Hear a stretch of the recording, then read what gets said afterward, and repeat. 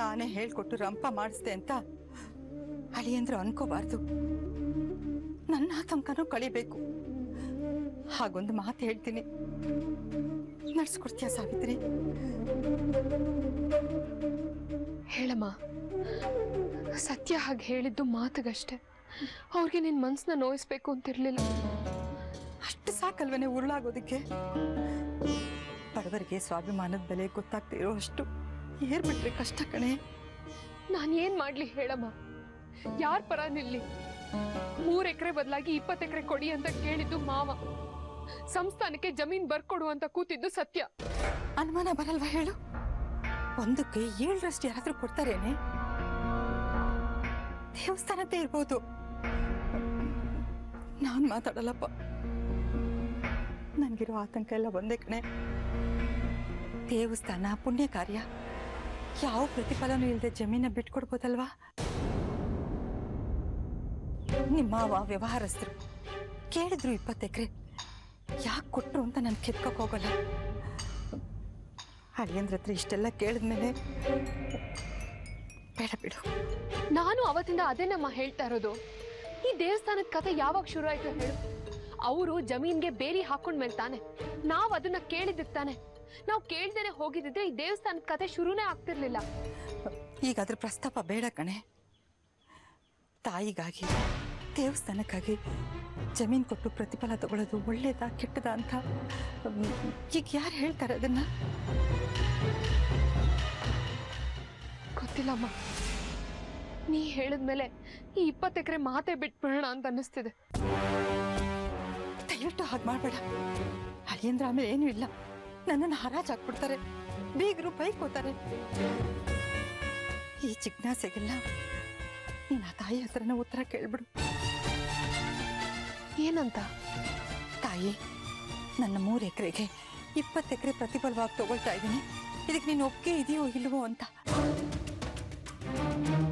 ನಾನ್ ತಗೊಂಡಿರೋ ನಿರ್ಧಾರದಿಂದ ಒಳ್ಳೇದಾಗುತ್ತೋ ಇಲ್ವೋ ಅಂತ. ಆಮೇಲೆ ಆ ತಾಯಿ ಅನುಗ್ರಹ ಹೇಗಿದ್ಯೋ ಹಾಗೆ ನಡ್ಕೊಂಡ್ರೆ ಯಾರ ಮೇಲೂ ಆರೋಪ ಬರಲ್ಲ.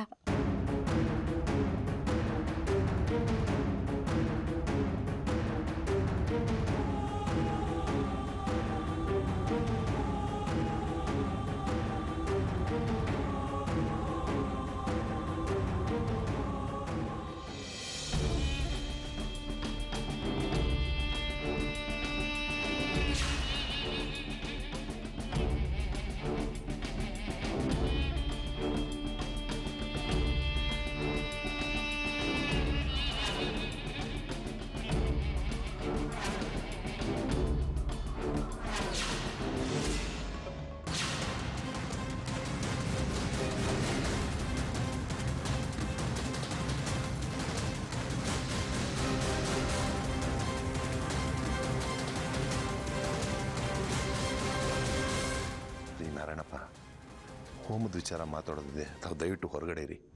ಒಳಗಡೆ ಯಾರನ್ನೂ ಸೇರಿಸ್ಬೇಡಿ. ತುಂಬ ಮುಖ್ಯವಾದ ಸಮಾಲೋಚನೆ ರೀ. ಫೋನ್ ಬಂದರೂ ಕೊಡಬೇಡಿ. ಅಮ್ಮಾಜಿ ಇವತ್ತು ಯಾವ ಸಂದರ್ಶನೂ ಕೊಡಲ್ಲ. ಹಾಗೆ ದೇವಸ್ಥಾನಕ್ಕೂ ಹೇಳಿ ಕಳಿಸ್ಬಿಡಿ. ಅಮ್ಮಾಜಿ ಇವತ್ತು ಬರೋಕ್ಕಾಗಲ್ಲ, ಮಂಗಳಾರತಿನ ಪುರೋಹಿತರನ್ನೇ ಮಾಡ್ಕೊಳಕ್ಕೆ ಹೇಳ್ಬಿಡಿ. ಅಮ್ಮಾಜಿ ಮಂಗಳಾರತಿ ಮಾಡಿ ಹೇಳ್ದಷ್ಟು ಮಾಡಿಸಿ ಬಾಗ್ಲು ಹಾಕ್ಕೊಂಡು ಹೋಗಿ.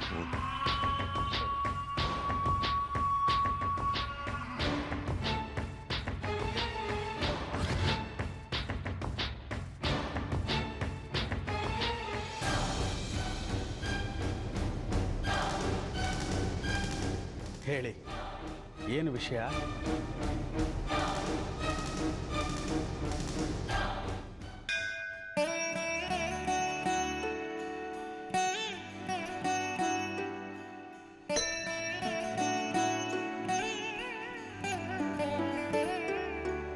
ಸಾಯ್ತ್ರಿ, ನೀನು ತಂದು ಹೂವು ಮುಡಿದೆ ಬಹಳ ದಿನ ಆಗೋಯ್ತಮ್ಮ. ತಾಯಿ, ಏನೇನೋ ಅಡೆತಡೆಗಳು ಪುರೋಹಿತ್ರೆ, ಬರೋದಕ್ಕೆ ಆಗ್ಲಿಲ್ಲ.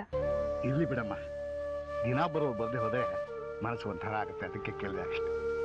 ಆ ತಾಯಿ ಬೇಕಾದಾಗ ಕರ್ಸ್ಕೋತಾಳೆ. ನಿಜ, ಇವತ್ತು ಆ ತಾಯಿನೇ ನನಗೊಂದು ದಾರಿ ತೋರಿಸ್ಬೇಕು. ಇವತ್ತೇನಮ್ಮ, ದಿನ ನಮಗೆ ದಾರಿ ತೋರಿಸೋಳು ಆ ತಾಯಿನೇ. ಅರ್ಚನೆ ಮಾಡ್ಲಾ? ಮಾಡಿ ಪುರೋಹಿತ್ರೆ. ಇವತ್ತು ನಂದೊಂದು ಪ್ರಶ್ನೆಗೆ ಆ ತಾಯಿಯಿಂದ ಉತ್ತರ ಸಿಗ್ಬೇಕಾಗಿದೆ. ಮನಸ್ಸಿನಲ್ಲಿ ದೊಡ್ಡ ಗೊಂದಲ. ಒಂದು ನಿರ್ಧಾರ ತಗೊಂಡಾಗಿದೆ. ಅದು ಸರಿನೋ ತಪ್ಪೋ ಅನ್ನೋ ಇಬ್ಬಂದಿ ಸ್ಥಿತಿ. ಧರ್ಮ ಕರ್ಮಗಳ ಮಧ್ಯೆ ಪ್ರಶ್ನೆ. ತಾಯಿನೇ ಉತ್ತರ ಕೊಡ್ಲಿ ಅಂತ ಬಂದಿದ್ದೀನಿ. ಕೊಡ್ತಾಳೆ, ಖಂಡಿತ ಕೊಡ್ತಾಳೆ. ನಾವು ಮನುಷ್ಯರು ಮಾಡೋ ತಪ್ಪು ಒಪ್ಪುಗಳನ್ನ ಸೂಚನೆ ಮೂಲಕ ತೋರಿಸೋ ವಿಚಾರಿಸೋ ಶಕ್ತಿ ಅವಳಿಗಿದೆ ಅಮ್ಮ. ನಮಗೆ ಅರ್ಥ ಆಗಲ್ಲ ಅಷ್ಟೇ. ಎಷ್ಟೋ ಸಾರಿ ಆ ತಾಯಿ ಮುಂದೆ ನಿಂತು ಹೇಗಮ್ಮ ಅಂತ ಕೇಳ್ಕೊಂಡ್ರೆ ನಮ್ಮ ಮನಸ್ಸಿಗೆ ನಾಟು ಹಾಕಿ ಸೂಚನೆ ಕೊಡ್ತಾಳೆ. ನೀನು ತಂದಿರೋ ಹೂವು ಮುಡಿಸಿ ಮಂಗಳಾರತಿ ಮಾಡ್ತೀನಿ, ಮುಂದೆ ಬಂದು ನಿನ್ನ ಪ್ರಶ್ನೆ ಕೇಳ್ಕೊಂಬ.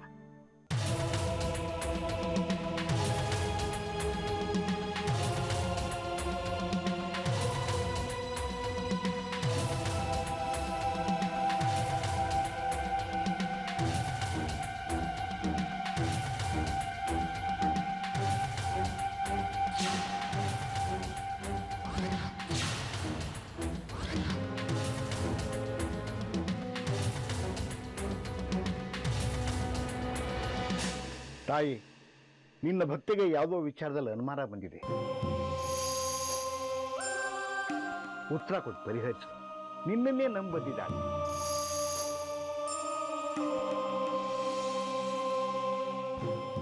ಸಾವಿತ್ರಿ, ಬಾಮ್ಮ, ಮುಂದೆ ಬಂದು ಬೇಡ್ಕೊ.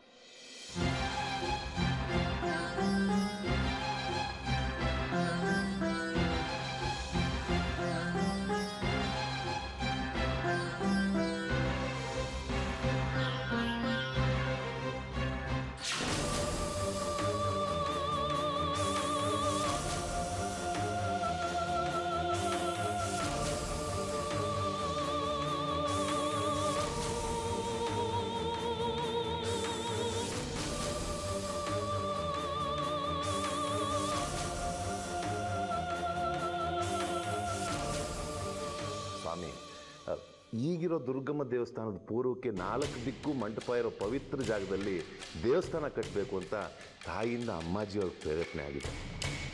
ಆಗಲಿ, ಮಹಾಕಾರ್ಯ.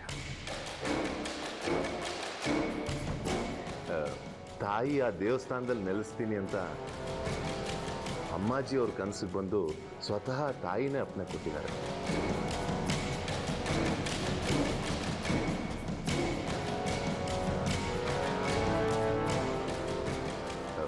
ಅದಕ್ಕೆ ತಾವು ಹೇಳಿ, ಇಂಥ ಮಹತ್ ಕಾರ್ಯಕ್ಕೆ ನನ್ನಿಂದ ಯಾವ ಸೇವೆ ಬೇಕಾದರೂ ಸಂತೋಷವಾಗಿ ಮಾಡ್ತೀನಿ.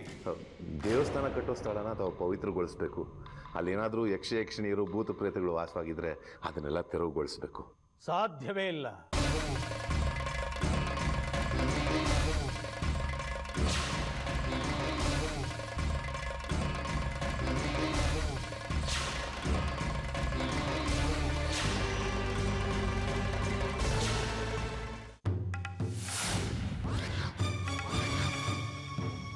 ಸತ್ಯ, ನಿಂತ್ಕೊಳ್ಳಿ. ಎಲ್ಲಿಗೆ ಹೋಗ್ತಿದ್ದೀರಿ? ಅಮ್ಮಾಜಿಯವ್ರನ್ನ ಕಾಣಬೇಕಾಗಿತ್ತು. ಈಗಷ್ಟೇ ನಿಮ್ಮನೆಗೆ ಬಂದಿದ್ರಲ್ಲ. ಅದು ಗೊತ್ತು, ಆ ವಿಚಾರ ಬಗ್ಗೆ ಮಾತಾಡಬೇಕು ಅಂತ ಬಂದಿದ್ದೀನಿ. ಇಲ್ಲೇ ರೀ, ನಾನು ಅಮ್ಮಾಜಿಯವ್ರನ್ನ ಕಂಡು ಬರ್ತೀನಿ. ನಿಂತ್ಕೊಳ್ಳಿ, ಒಳಗಡೆ ಬಿಡಬೇಡ ಅಂತ ಹೇಳಿದ್ದಾರೆ. ಯಾಕತ್ತೆ? ಒಳಗಡೆ ಸಮಾಲೋಚನೆ ನಡೀತಿದೆ. ಹಂಗಂದ್ರೆ ಹೋಮ ಇದೆಯಲ್ಲ, ಅದ್ರ ವಿಚಾರ. ಯಾರು ಬಂದಿರೋದು? ಆದಿಶೇಷ.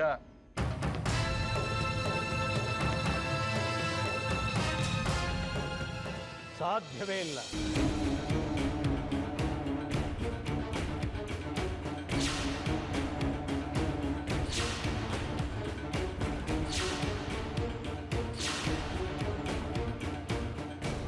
ತಾಯಿನೇ ಪ್ರೇರಣೆ ಮಾಡಿರೋ ಆ ಜಾಗದಲ್ಲಿ ದುಷ್ಟ ಶಕ್ತಿಗಳಿರೋದಕ್ಕೆ ಸಾಧ್ಯನೇ ಇಲ್ಲ. ಆ ನಂಬಿಕೆ ನಮಗೂ ಇದೆ. ಆದರೆ ಅಂಥ ದುಷ್ಟಶಕ್ತಿಗಳನ್ನ ಆಹ್ವಾನ ಮಾಡ್ಕೊಳ್ಳೋರು ತಾವು. ಅದನ್ನು ಖಚಿತಪಡಿಸ್ಕೊಂಡು ಮುಂದುವರಿಯೋಣ ಅಂತ ಅಮ್ಮಾಜಿಯವರ ಅಭಿಪ್ರಾಯ. ಖಂಡಿತ. ಅಂಥ ಶಕ್ತಿಗಳಿದ್ರೆ ಅದನ್ನು ಹೋಗಲಾಡಿಸಿ ಆ ಜಾಗದಲ್ಲಿ ತಮ್ಮ ಕಾರ್ಯ ಸುಗಮವಾಗಿ ನಡೆಯುವಂತೆ ಮಾಡ್ಕೊಡ್ತೀನಿ. ಯಾವ ಜಾಗ ಅಂದ್ರೆ? ಅದೇ ದೇವಸ್ಥಾನದಿಂದ ಪೂರ್ವಕ್ಕೆ 4 ಮಂಟಪಗಳು.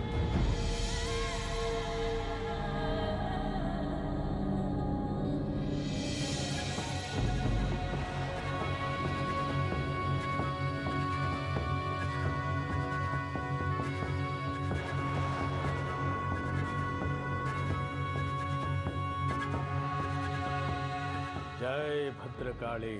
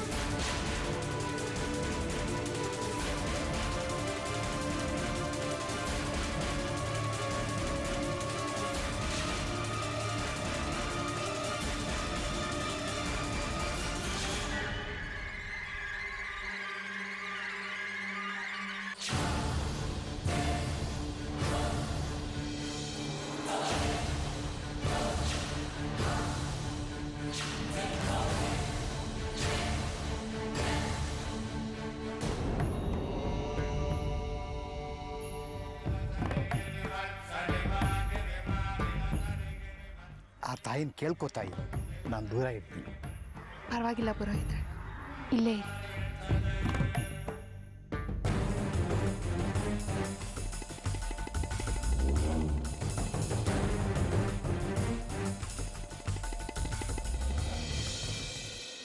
ನಿನಗೆ ಗೊತ್ತಿಲ್ಲದೇನಿದೆ ತಾಯಿ, ನನ್ನನ್ನು ಪ್ರೇರೇಪಿಸಿ ನಮ್ಮನ್ನೆಲ್ಲರೂ ಈ ಊರಿಗೆ ಕರೆಸ್ಕೊಂಡೆ. ನಾನು ತಾಯಿ ಆಗ್ತಿರೋದೆ ನಿನ್ನ ಕೃಪೆಯಿಂದ.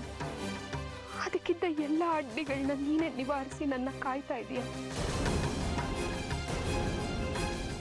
ನೆಮ್ಮದಿಯಿಂದ ನಾನಿಲ್ಲಿ ನೆಲೆ ಕಂಡೆ.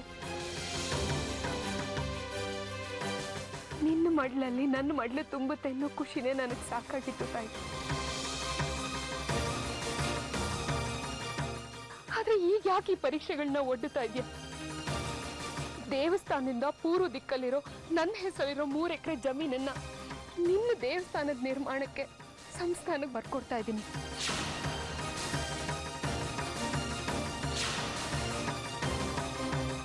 ಆದ್ರೆ ಅದಕ್ಕೆ ಬದಲಾಗಿ 20 ಎಕರೆ ಜಮೀನನ್ನ ಪಡಿಬೇಕು ಅಂತಾಗಿದೆ. ಇದು ಸರಿನೋ ತಪ್ಪು ಗೊತ್ತಿಲ್ಲ.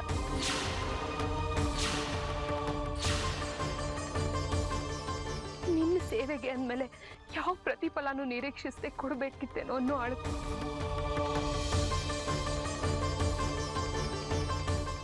ನಾನು 20 ಎಕರೆ ಜಮೀನನ್ನ ಪಡಿಬೇಕೋ ಬೇಡವೋ ಅನ್ನೋದನ್ನ ನೀನೇ ಹೇಳಬೇಕು ತಾಯಿ.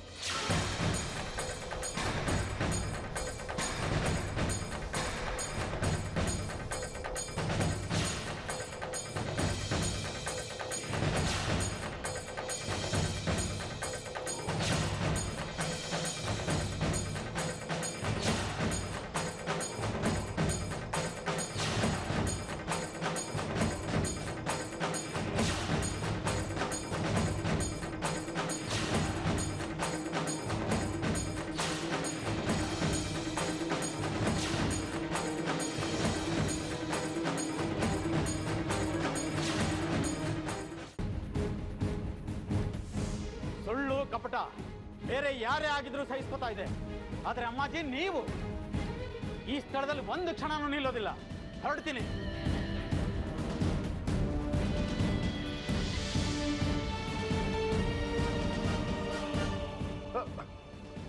ಈಗ ಅರ್ಧದಲ್ಲಿ ಹೋದ್ರೆ ಒಳ್ಳೇದಲ್ಲ. ಅಲ್ಲ, ತಮಗೆ ಸಿಟ್ಟಿಯಾಗಿ ಬಂತು ಗೊತ್ತಾಗ್ಲಿಲ್ಲ? ಗೊತ್ತಿಲ್ವಾ? ನಿಮ್ಗೂ ಗೊತ್ತಿಲ್ವಾ ಅಮ್ಮಾಜಿ? ಆ ಜಮೀನಿನಲ್ಲಿ ದೇವಸ್ಥಾನ ಕಟ್ಟಿಸ್ತೀರಾ? ಹೌದು, ಖಂಡಿತ ಕಟ್ಟಿಸ್ತೀವಿ. ಅದಕ್ಕಾಗಿ ನಮ್ದಲ್ದಿರೋ ಆ ಜಮೀನ ಪಡೆಯೋದಕ್ಕೆ 3 ಎಕರೆ ಬದಲಾಗಿ 20 ಎಕರೆ ಕೊಟ್ಟು ಕೊಂಡ್ಕೋತಾ ಇದೆ ಈ ಸಂಸ್ಥಾನ. ಇಲ್ಲ, 20 ಎಕರೆ ಕೊಡ್ತಾ ಇರೋದು ದೇವಸ್ಥಾನ ಕಟ್ಟೋ ಕಾರಣಕ್ಕಲ್ಲ, 3 ಎಕರೆ ಜಮೀನಲ್ಲಿರೋ ನಿಧಿನ ವಶಪಡಿಸ್ಕೊಳ್ಳಕ್ಕೆ ಅಲ್ವಾ?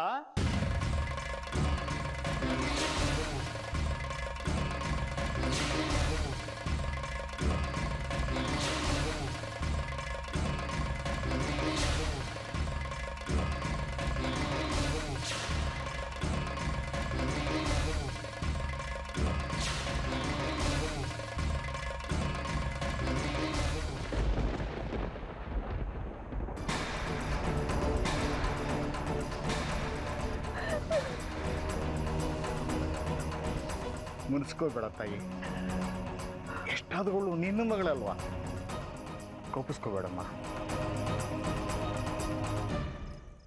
ಸಹಿಸ್ಕೋಬೇಕಮ್ಮ, ತಾಳ್ಬೇಕು. ನೀ ನಿರ್ಧಾರ ತಗೋಬೇಕಾದ್ರೆ ಅವಳನ್ನ ಜ್ಞಾಪಿಸ್ಕೊಂಡಿಲ್ಲ ಅಂತ ಅವಳು ಕೋಪ ಅಷ್ಟೇ. ಅದು ನನ್ನ ನಿರ್ಧಾರ ಅಲ್ಲ ಪುರೋಹಿತ್ರೆ, ಅದು ತಾಯಿಗೂ ಗೊತ್ತು. ನಿರ್ಧಾರ ತಗೊಂಡಿದ್ದು ನಮ್ಮ ಮಾವ. ಆದ್ರೂ ನಿನ್ನ ಹೆಸರಿನ ಮೇಲೆ ತಾನೇ ನಿಂತಿರೋದು. ಹೇಳ್ತಾಳಮ್ಮ, ಖಂಡಿತ ಹೇಳ್ತಾಳೆ. ತನ್ನ ನಂಬಿದವ್ರನ್ನ ಅವಳು ಯಾವತ್ತೂ ಕೈ ಬಿಡೋದಿಲ್ಲ.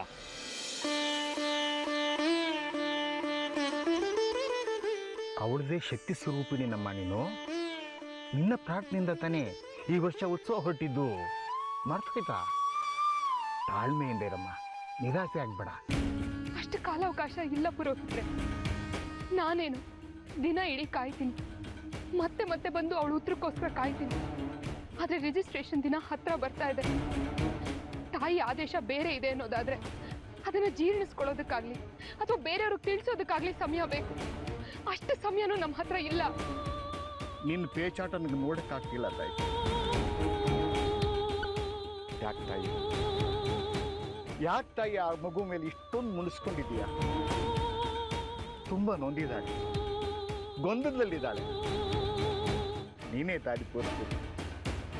ತಪ್ಪಾಯ್ತು ತಾಯಿ, ನಿನ್ನನ್ನು ಮತ್ತೆ ತಪ್ಪಾಯ್ತು. ದಾರಿ ತೋರಿಸ್ಬೇಕು ತಾಯಿ. ನಿನ್ನ ಕೇಳಿದೆ ನಿರ್ಧಾರ ತಗೊಂಡಿದ್ದು ತಪ್ಪು ತಾಯಿ. ತಪ್ಪು ಕಾಣಿಕೆ ಅಂತ ಒಂದು ಸೇವೆ ಮಾಡಿಸಿದ್ರೆ ಆಯ್ತಲ್ಲ, ಆಗ್ಲಾದ್ರೂ ನೀನು ದಯ ತೋರಿಸ್ತೀಯಲ್ಲ ತಾಯಿ. ಸಾವಿತ್ರಿ, ತಪ್ಪು ಕಾಣಿಕೆ ಅಂತ ಯಾವುದಾದ್ರೂ ಒಂದು ಸೇವೆ ಮಾಡ್ಸಮ್ಮ, ಆಗ್ಲಾದ್ರೂ ತಾಯಿ ಕರಗಲೇಬೇಕು.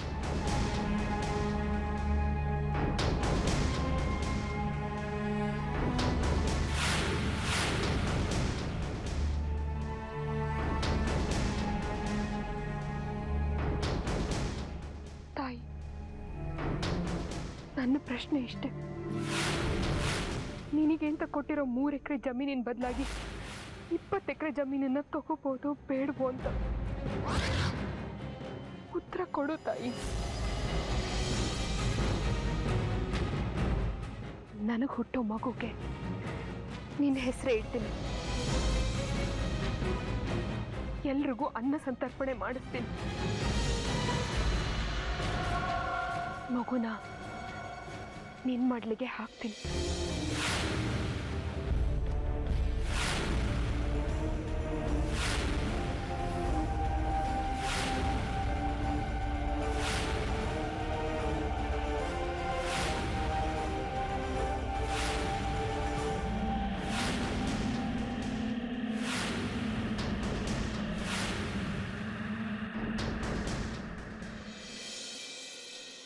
ಸಾವಿತ್ರಿ, ಈಗ ತಾಯಿ ಪ್ರಸನ್ನಲಾಗಿ ಉತ್ತರ ಕೊಟ್ಟೇ ಕೊಡ್ತಾಳೆ.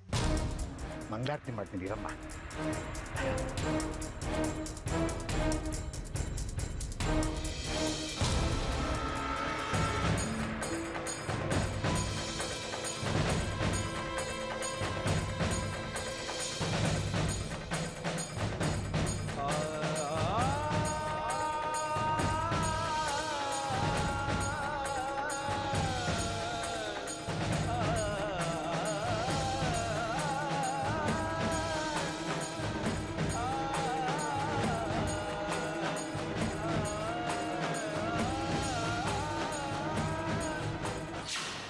ಹೌದು, ಗೊತ್ತಿದೆ. ತಮ್ಮ ದಿವ್ಯ ದೃಷ್ಟಿಯಿಂದ ನಿಧಿ ಕಂಡಿರಬಹುದು, ಆದರೆ ಅದರ ಇತಿಹಾಸ ಪೂರ್ವಾಪರ ಗೊತ್ತಿದೆಯೇ ನಿಮ್ಗೆ? 500 ವರ್ಷಗಳ ಹಿಂದೆ ಪಾಳ್ಳೆಗಾರರು ಆ ಸ್ಥಳದಲ್ಲಿ ತಮ್ಮ ಕುಲದೇವತೆ ದುರ್ಗಮ್ಮನ ದೇವಸ್ಥಾನನ ದೊಡ್ಡದಾಗಿ ಕಟ್ಟಿಸ್ಬೇಕು ಅಂತ 10 ಕೊಪ್ರಿಗೆ ಹೊನ್ನನ್ನ ಸಾಗಿಸಿದ್ರು.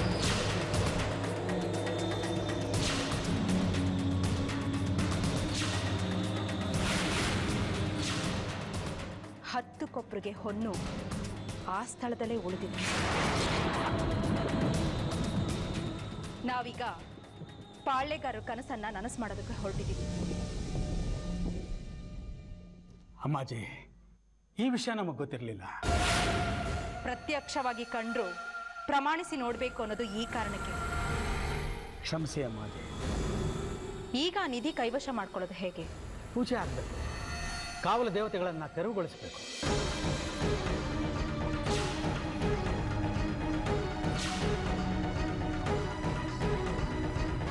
ನಂತರ ದೇವತೆಗಳನ್ನು ತೆರವುಗೊಳಿಸಿ ಅಲ್ಲಿ ಯಕ್ಷಿಣಿಯನ್ನು ಸ್ಥಾಪಿಸಬೇಕು. ಮಾಡೋಣ. ನಂತರ ನಿಧಿ ಅಗೆಯುವ ಕಾರ್ಯವನ್ನು ಯಕ್ಷಿಣಿಯರ ಮೂಲಕ ಆರಂಭಿಸಬೇಕು. ಅಷ್ಟಾದ್ರೆ ಇನ್ಯಾವ ಅಡ್ಡಿನೂ ಇಲ್ಲ ತಾನೆ? ಜೈ ಭದ್ರಕಾಳಿ.